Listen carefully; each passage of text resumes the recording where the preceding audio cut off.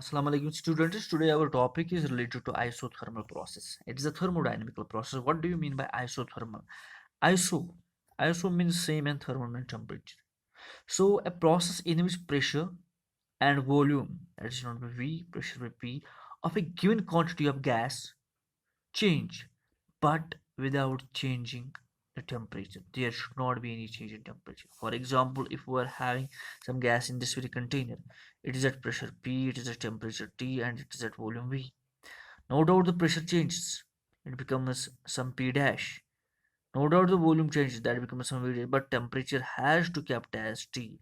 Then and only we can say this very process is what? Isothermal process. So this isothermal process only possible when there is free exchange of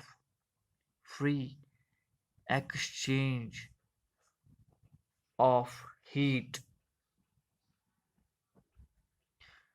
between gas and surrounding. So if we are having some gas within this very container, if you are going to provide heat from outside to this very gas, as you are providing the heat, so there will be increase in the temperature, there will be change in volume as well as the pressures. But how the temperature is now going to remain same? That is only and only possible once first the heat should get in, and then once the heat gets in, there is increase in the temperature. Then this very process should be very much slow. If the process are slow, if the process very much slow, then and only once the heat gets in, it expands. It expands, temperature decreases, remains same. You give it heat, it expands, the temperature decreases. So there are two important conditions which are very much necessary. First, the important thing we have to know that the temperature should not increase. If somehow, if this gas is compressed, that is the volume is decreased. Once it is compressed, there is increase in the temperature. Once there is increase in the temperature, then it is not an isothermal process. So if it is compressed, we have to compress it slowly, slowly, slowly, so that if there is increase in the temperature, that should come out from the walls, that should get exchanged with the surroundings, and that is only possible once the walls of this very container are what? Conducting walls, or you have to say conducting walls, ducting walls, or which are called as dithermic walls. If you are having dithermic or conducting walls, the two important conditions for isothermal process in order to maintain the temperature constant during an isothermal process, there must be free exchange of the heat with the surrounding. It is possible only. So the two conditions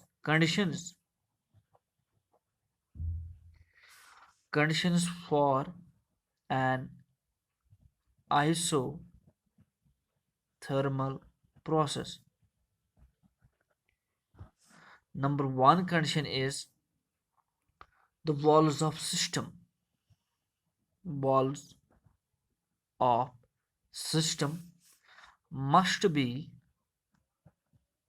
must be perfectly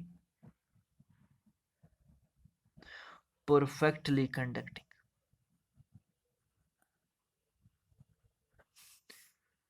because once they are conducting, they can allow the exchange of heat between system and surrounding. That will be only then possible. And the second thing is the process should be slow. Process should be very much slow. Why it should be slow?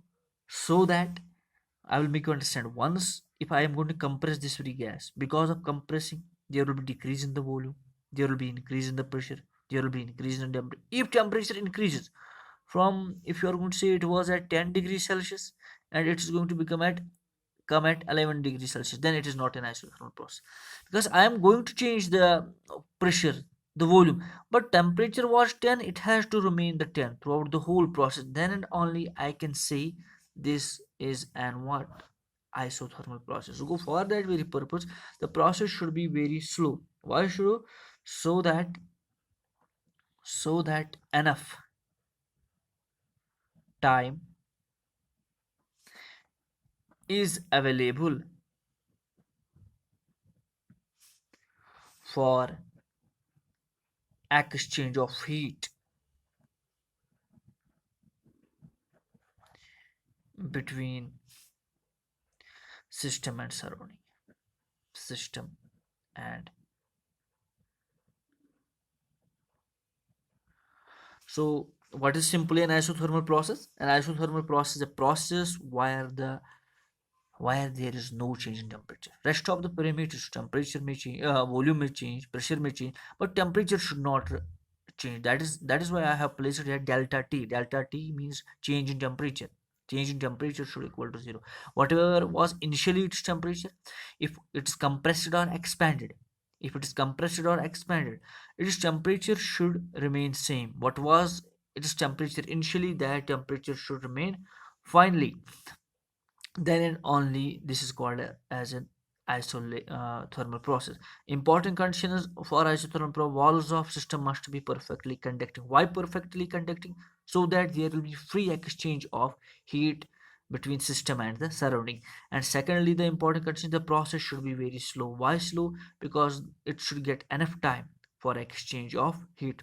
Although these were two conditions are not fully realized in practice, in practical world these are not fully realized, so there is not a perfectly isothermal system, because of the things, because we don't have a 100% system like in which there is exchange of fully all the energy with the system and surrounding. And once the process is done, there might be a small increase in the temperature as because of the 100%, not 100% presence of the conducting walls. In nutshell, I will simply say that these processes, these two conditions are not fully realized in practice, so no process is perfectly what isothermal process. This is all for today. Tomorrow will be another lecture. Till then, Allah Hafiz.